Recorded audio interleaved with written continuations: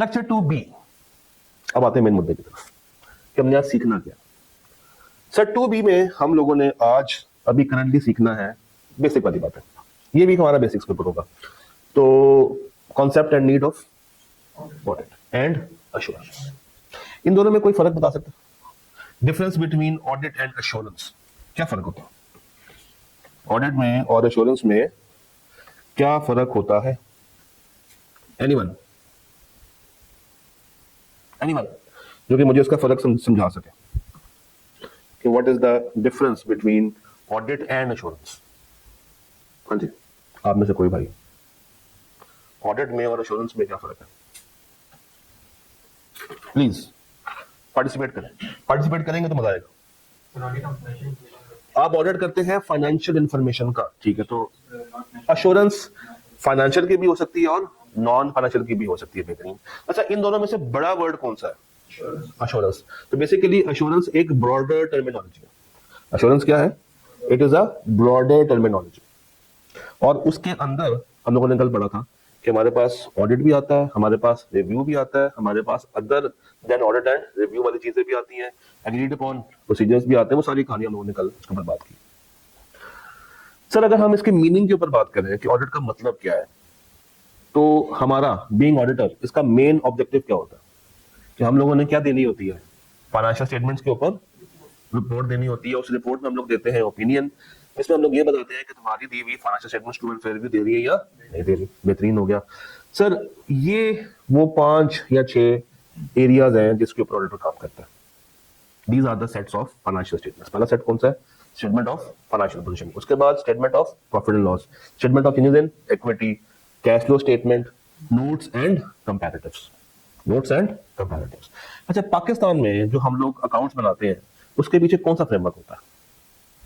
IFRS होता है। Normally हम लोग जो अकाउंट्स बनाते हैं वो बनाते हैं एज पर आईएफआरएस, मगर खाली आईएफआरएस नहीं होता, कंपनीज एक्ट वाली बातें भी कुछ होती हैं।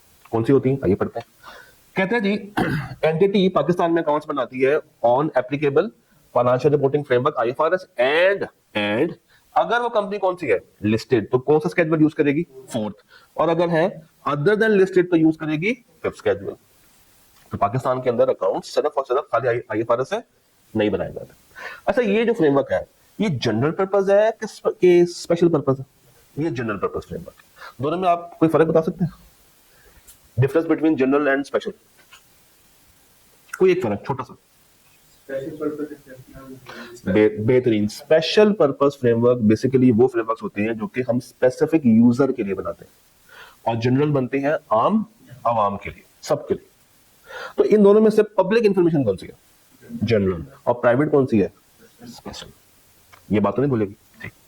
तो अगली बात करते हैं कुछ बेसिक कॉन्सेप्ट्स। सबसे लेफ्ट पे क्या लिखा हुआ? Stewardship, accountability and agency. मुझे ये बताइए कि एक एंटिटी में डायरेक्टर्स का रोल क्या होता है स्टीवर्डशिप का? इसका मतलब क्या होता है?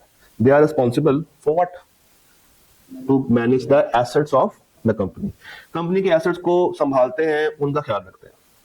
अच्छा, ये जो डायरेक्टर्स होते हैं और जो शेयर होल्डर्स होते हैं, इनका आपस में क्या रिश्ता होता है? डायरेक्टर्स का और शेयर होल्डर्स का आपस में क्या रिश्ता है? एजेंट और प्रिंसिपल का। भाई देखें, पैसा लगा किसका है? Share holder.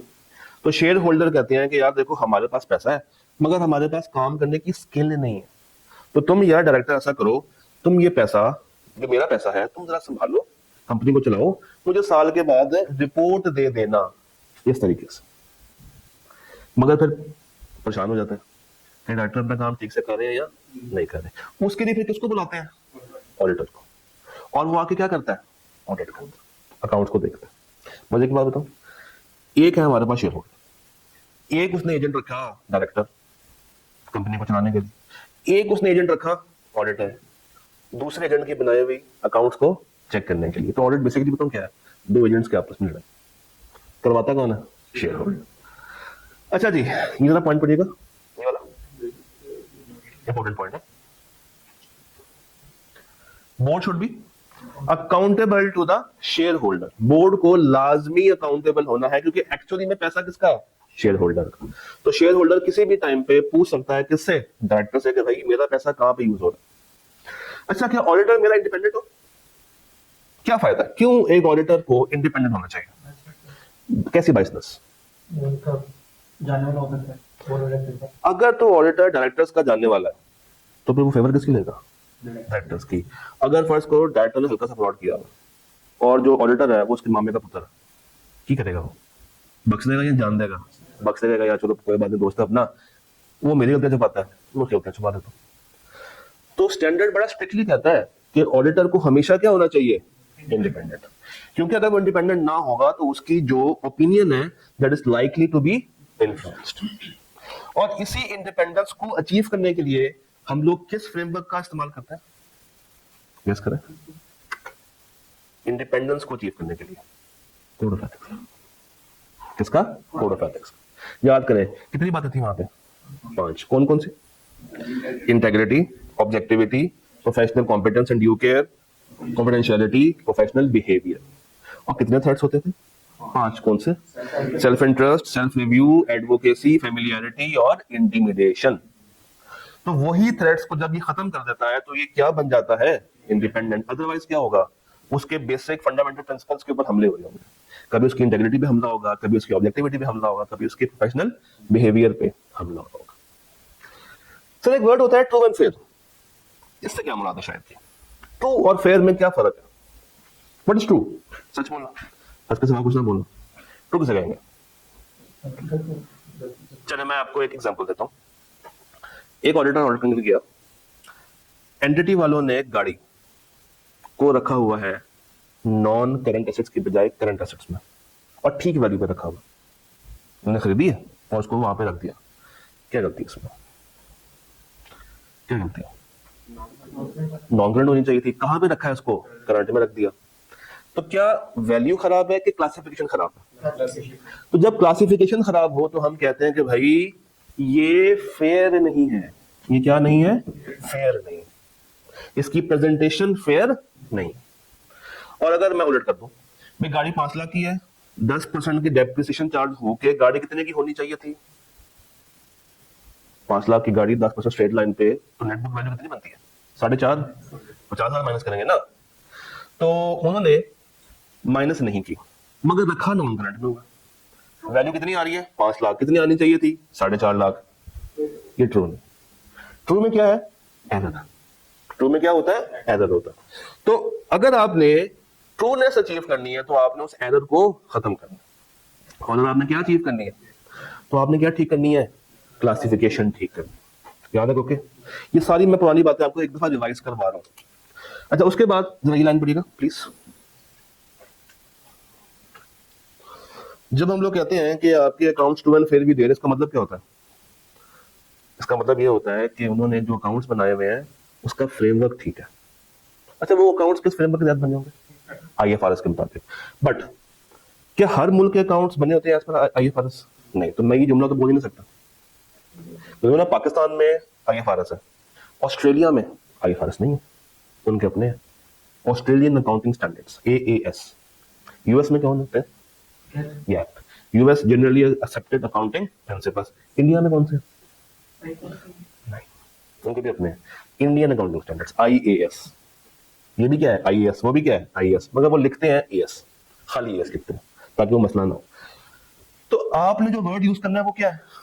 एएफआरएफ, applicable financial reporting framework. ये जेनेरिक वर्ड है जो कि सब जगह पे चल सकता है, चाहे आप पाकिस्तान में है, चाहे इंडिया में, चाहे ऑस्ट्रेलिया में, चाहे कनाडा में। डन। What is materiality? क्या क्यों होता है? दसो जरा मैंने, व्हाट इज मटीरियलिटी? मटीरियलिटी देखिए अगर मैं ये क्लास सुबह 5 बजे रख लूं कोई भी नहीं आएगा, क्योंकि उस टाइम पे जागना आपके लिए एक मटेरियल मसला। बट अगर मैं ये क्लास 8 की बजाय 7 बजे कर लूं या 8 की बजाय 8:30 बजे कर लूं तो इतना ज्यादा मसला नहीं होगा, क्योंकि आपने आना तो है, आप उठे भी हुए हैं, जागे भी हुए हैं, ट्रैवल में भी होंगे, कमिटेड भी हैं तो पहुंच जाएंगे। तो इतना ज्यादा मटेरियल मसला नहीं है। अगर मैंने वो वाला टाइम चेंज किया सुबह वाला तो उससे क्या होगा? आपकी डिसीजन मेकिंग खराब हो जाएगी। मगर यहाँ पे टाइम चेंज करने से आपकी डिसीजन मेकिंग इतनी जल्दी खराब नहीं होगी। एक और मिसाल देते हैं आसान सी। 2 लोग हैं, एक सेठ और एक मजदूर, दोनों की जेब में 500 रुपया। सेठ से 500 रुपया गुम गया और मजदूर से भी 500 रुपये कम गया, दोनों में से किसको फर्क पड़ेगा? क्यों? उसके लिए मटेरियल। हो सकता है कि उसने अपने घर जाने से पहले को दूध पत्ती राशन लेके जाना हो, सेठ का क्या 500 ही कमा ना, कल 5000 कमा लेगा। मैं जहाँ पे 185,000 की टीम बिक सकती है वहाँ पे 500 की कोई बात है नहीं, मतलब सेठ के लिए नहीं है, मजदूर के लिए है। तो मटेरियलिटी बेसिकली क्या है? एक ऐसी अमाउंट जो कि आपकी इकोनॉमिक डिसीजन मेकिंग को इफेक्ट कर सकती है। भाई ऑडिटर कहता है कि लेट्स से यहां पे कर लेते हैं, ऑडिटर ये कहता है कि 5% ऑफ प्रॉफिट बिफोर टैक्स मैंने लेना। पीबीटी आया, लेट्स से पीबीटी आया 500 मिलियन का, तो मटीरियलिटी जो वो निकालेगा वो कितनी होगी? जरा निकाल के बताएं। 5% मल्टीप्लाई बाय 500 मिलियन, क्या आपका आंसर आता? बताएं बताएं बताएं। मेरे सामने अकाउंटेंट्स बैठे हैं, मुझे लगा था कि अकाउंटेंट्स के पास ना वो होता है, कैलकुलेटर होता है। आखिरी फैसला, पक्की बात है, उसको चेंज तो नहीं करेंगे बाद में। 25 मिलियन आपने कहा कि सर मटीरियलिटी लेवल है, 25 मिलियन। अब let's say during audit 5 misstatements आ गई। मिस स्टेटमेंट 1, 2, 3, 4 और 5। ये मिस स्टेटमेंट आई है 5 मिलियन की, 8 मिलियन की, 13 मिलियन की, 18 मिलियन की, 30 मिलियन की। इसको ऐड करें। अकाउंटेंट्स के पास कंप्यूटर होता है, याद करवा दो। मोबाइल वाले वर्किंग बंद कर दें, बड़े हो गए मैं। कितना बन रहा है? 74 मिलियन की टोटल गलतियां। इसमें से वो गलतियां कौन सी हैं जिनको ऑडिटर लाजमी ठीक करने की कोशिश करेगा? जरा गौर करें, वो गलती कौन सी है जिसको लाजमी ठीक करना चाहेगा? सबसे पहले ये, क्योंकि ये गलती वो है जो कि इस बेंचमार्क को क्रॉस कर गई। ये है बेसिकली हमारा क्या है? बेंचमार्क। ऑर्डर कहता है यहां तक मेरी बर्दाश्त की कुव्वत है, उसके ऊपर मेरी बर्दाश्त की कुव्वत नहीं है। This amount is material amount. तो कहता है जनाब ये गलती सबसे पहले ठीक करो। मैनेजमेंट सबसे पहले कौन सी गलती ठीक करनी है? तुमने 30 मिलियन की गलती ठीक करनी। अच्छा, वो कहते हैं नहीं सर हम तो नहीं करेंगे। तो ठीक है, अगर तुम ये गलती ठीक नहीं करोगे तो मैं कहूंगा तुम्हारे अकाउंट्स में क्या आ रही है? Material misstatement. देयरफॉर मेरी ऑडिट रिपोर्ट में जो ओपिनियन आएगी वो कौन सी आएगी? Modified opinion. और मॉडिफाइड भी कौन सी? क्वालिफाइड। मॉडिफाइड में भी कौन सी आ जाएगी? क्वालिफाइड, क्योंकि इतनी बड़े लेवल का मसला नहीं है। पर वैसे वो चलो मान के चलते हैं कि क्लाइंट ने ये गलती ठीक कर दी, क्लाइंट अच्छा बच्चा था, मगर कहता सर देखें मैंने इतनी बड़ी गलती ठीक कर दी है ना, तो ये सारी तो इसको क्रॉस नहीं करी, हमें माफ करें। कर दे माफ, कर दे माफ। नहीं, क्यों? अब जरा इन चारों को ऐड करके देखिएगा। 30 माइनस कर दें कितना हो जाएगा? 44 मिलियन। ये 44 मिलियन इंडिविजुअली देखो तो क्रॉस नहीं कर रहा, मगर मेरी जान ये एग्रीगेटेड मिसस्टेटमेंट है जो कि उसको क्रॉस कर रही है। तो ऑडिटर यहां पे चुकंदा। अब मुझे बताइए, अगर मैनेजमेंट कहती ठीक है सर हम इसको ठीक कर देते हैं, गुजारा हो जाएगा? इसको भी ठीक कर लेते हैं। क्यों? 8 5 13, 44 माइनस 13 अभी भी बेंचमार्क को क्रॉस कर रहा। तो कम से कम या तो ये 3 ठीक करवा। चलो वो कहता है कि हम 18 वाली ठीक कर देते हैं। फिर देखें जरा, ये ठीक कर ली, ये ठीक कर ली, ये कितने की बच गई बाकी? 13 26, अभी भी इससे ज्यादा। तो कम से कम मुझे कितनी ठीक करवानी है? 2। और 2 कौन सी? 18 के साथ कोई और वैल्यू या ऊपर वाली 3। और अगर 13 वाली ठीक कर दें तो इसके साथ अगर ये 2 भी ठीक हो तो भी मुझे फायदा है कि नहीं है? है। फिर मुझे फायदा, फिर मुझे 2 नहीं, फिर मुझे 3 ठीक करवानी पड़ेगी। तो मटीरियलिटी वो अमाउंट है जिसको अगर हम क्रॉस कर रहे हैं, मैनेजमेंट की गलती तो क्रॉस कर रही है, तो उसके लिए काबिल बर्दाश्त नहीं है, उसके लिए टॉलरेबल नहीं। ये बात समझ रहे? डिटेल में जाएंगे जब इसके रेलेवेंट स्टूडेंट की बारी आएगी। अभी मैं जस्ट आपको क्या दे रहा हूं? Basic concepts. इधर पढ़िएगा प्लीज। क्या क्या जिम्मेदारियां हैं मैनेजमेंट की? What are the responsibilities? भाई सबसे पहली जिम्मेदारी है फ्रॉड को पकड़ना। याद रखिएगा, ऑडिटर फ्रॉडियर को नहीं पकड़ता। जिम्मेदारी किसकी होती है? मैनेजमेंट की। प्रिपरेशन ऑफ कंट्रोल लगाना भी किसकी जिम्मेदारी है? मैनेजमेंट की। गोइंग कंसर्न को असेस करना भी किसकी जिम्मेदारी है? मैनेजमेंट की। सबसीक्वेंट इवेंट्स को आइडेंटिफाई करना भी किसकी जिम्मेदारी है? मैनेजमेंट की। Providing auditor with access to information for preparation of financial statements, additional info relevant to audit and unrestricted access। अच्छा, अगर ये ना मिले तो क्या होता है?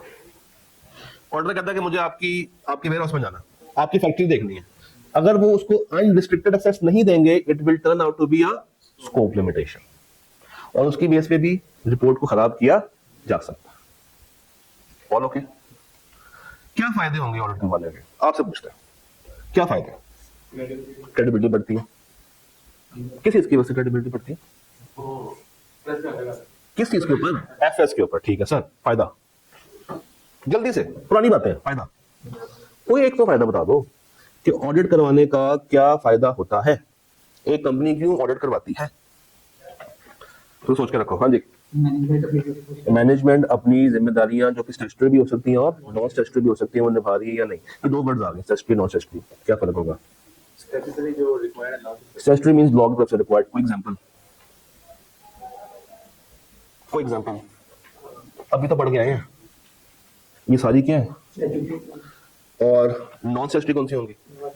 एनवायरनमेंट की प्रोटेक्शन करना, पोल्यूशन को देखना, ब्राइबरी तो नहीं हो रही, फेयर से चल रहे हैं, डाटा तो नहीं लीक कर रहे हैं, कस्टमर की प्रोटेक्शन हो रही है, ये सारी क्या है? Non assurance. तो उसके अलावा और क्या फायदा होगा?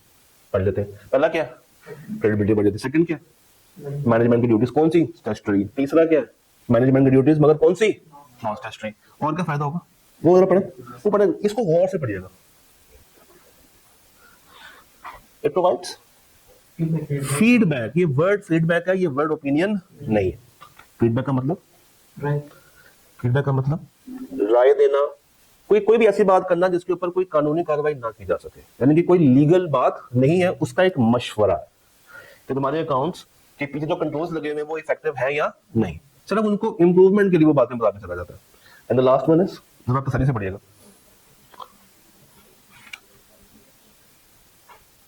पढ़िए जरा। द लास्ट वन इज कहता है even where a statutory audit is not required, for example due to small company, still वो ऑडिट करवाएगी बिकॉज ऑफ क्रेडिबिलिटी। मेरे अगर एक छोटी कंपनी ने बैंक के पास जाना और कहना कि भाई मुझे लोन चाहिए, मुझे क्या चाहिए? लोन। तो बैंक कहेगा ठीक है, तुम्हें लोन चाहिए ना, ऑडिट करवा के लेके आओ, बिकॉज हमारे बनाए हुए अकाउंट्स में तो मुझे ट्रस्ट आने वाला। बट द क्वेश्चन इज, यहां पे मैं जनरल पर्पस फ्रेमवर्क या स्पेशल पर्पस फ्रेमवर्क?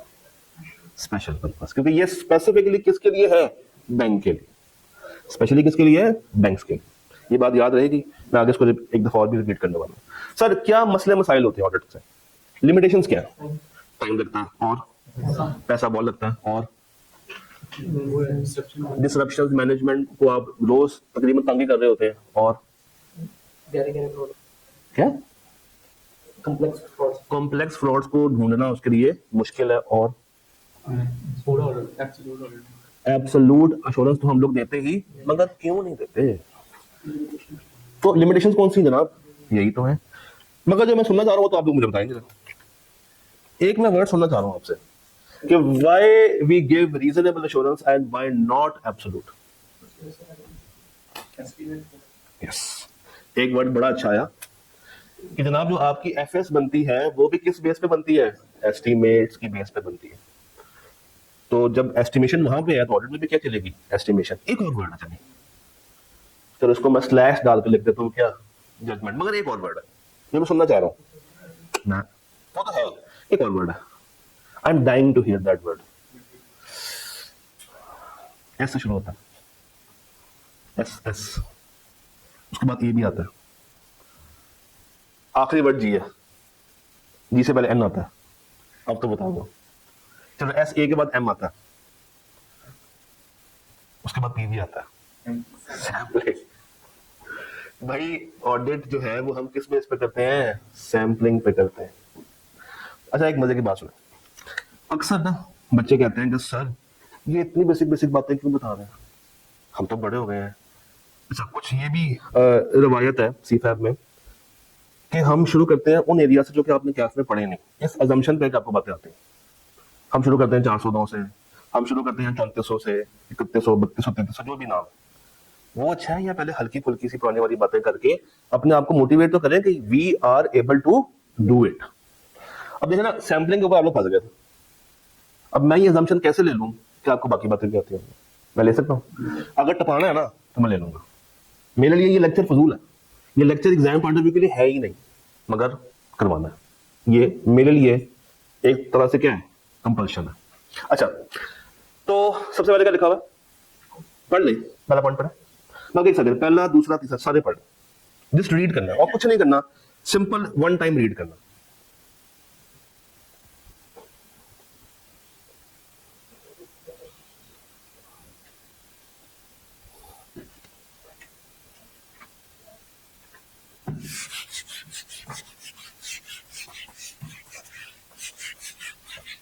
हाँ जी, हो गया? कोई प्रॉब्लम, कोई परेशानी? अच्छा, चलिए मुझे ये तो बताएं जरा कि ऑडिट के अंदर कितनी पार्टीज होती हैं? 3 पार्टीज होती हैं। कौन कौन सी? हाँ हाँ, मैंने सवाल किया था ऑडिट के अंदर, मैंने अश्योरेंस का वर्ड नहीं बोला। ये फर्क है, ऑडिट में प्रैक्टिशनर नहीं है, ऑडिटर खुद है। तो ऑडिट में 3 पार्टीज कौन सी? शेयर होल्डर, पूरा बोलो ना, शेयर होल्डर, मैनेजमेंट। और जब मैं आपसे पूछूं अश्योरेंस में 3 पार्टीज कौन सी हैं? प्रैक्टिशनर, इंटेंडेड यूजर और रिस्पॉन्सिबल पार्टी। ये बात ध्यान में रखिएगा। अच्छा, ये 3 भी पढ़ना और मुझे इस वाले पॉइंट का जरा आपने मतलब बताना।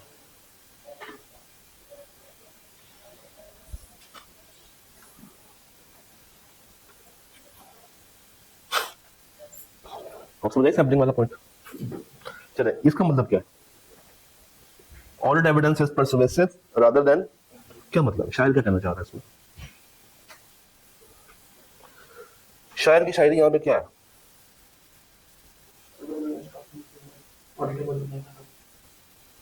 नहीं। हाँ जी, आप में से कोई कहता है ऑडिट एविडेंस परसुएसिव है, कंक्लूसिव नहीं है। क्या है? परसुएसिव है, मगर क्या नहीं है? कंक्लूसिव। मगर क्यों? एक तो हम 100% चेक ही नहीं करते, तो हमें जो भी एंटिटी रसीद ला के देती है, जो भी हमें क्या मिलता है वहां से एविडेंस, हमें उसको मानना ही पड़ता है। और जब हम उसको मान रहे हैं तो हम लोग उसके पीछे क्या हो रहे हैं? परसुएड हो रहे हैं, हम मानने पे मजबूर हो रहे हैं। कंक्लूसिव उस वक्त हो जब मैं कैसी अश्योरेंस दूं? एब्सोल्यूट। जब मैं 100% ट्रांजैक्शन को क्या करूं? वेरीफाई करूं। चलो, ये कंपनी है, कंपनी के गैराज में 4 गाड़ियां खड़ी हैं और हर गाड़ी की वैल्यू है 30 मिलियन, तो कुल मिला के कितनी वैल्यू हो गई?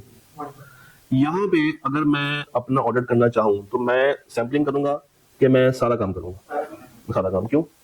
स्मॉल वैल्यू नहीं, स्मॉल नंबर बट वैल्यू क्या है? हाई। तो यहां पे जब मुझे एविडेंस मिलेगा वो परसुएसिव नहीं होगा, वो क्या होगा? क्योंकि मैं 100% ट्रांजेक्शन को क्या कर रहा हूं? वेरीफाई। और अगर मैं सैंपलिंग चला रहा हूं कि जनाब 1000 इनवॉइसेज हैं, मैंने वेरीफाई किया 100 को, 100 का रिजल्ट आया कि 60 ठीक है, 40 खराब है, और अगर 60 में से 100 तो 1000 में से कितनी हो जाएंगी? 600। क्या मैंने ये 600 भी पूरी चेक की होंगी? नहीं। तो यहाँ पे परसुएसिवनेस है, यहाँ पे कंक्लूसिवनेस नहीं। बात बोलेगी? ओके, कुछ और कॉन्सेप्ट्स। बेसिकली ऑडिटर ने करना क्या है? To comply with all the relevant auditing standards. Second point, to comply with ethical requirements. Third point, professional skepticism के मुताबिक काम करें. Fourth point, professional judgment लगाए. And the fifth point, क्या हासिल करें? Sufficient appropriate audit evidence. Assurance पे आते हैं, एक दफा रीड कीजिए प्लीज, बल्कि काम करें राइट साइड पे रीड करें, ये 5 रीड करें जल्दी से, जल्दी से, क्विकली।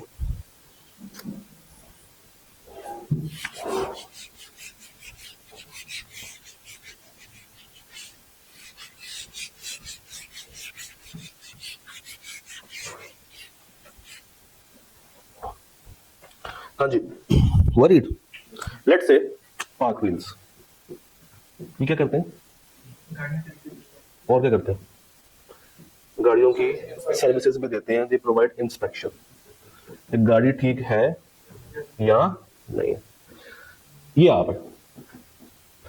आपके फैमिली मेंबर्स आपसे कहते हैं कि यार एक काम करो, हम लोगों ने मरी जाना है, तुम ये गाड़ी ऐसे बनती है ना, ऐसे बनती है गाड़ी, हाँ अल्लाह करे ऐसे बनती हो, तुम ये गाड़ी ले जाओ इनके पास और जाके चेक करवा लो कि गाड़ी मर जाने के काबिल है या नहीं। इतनी सी कहानी है।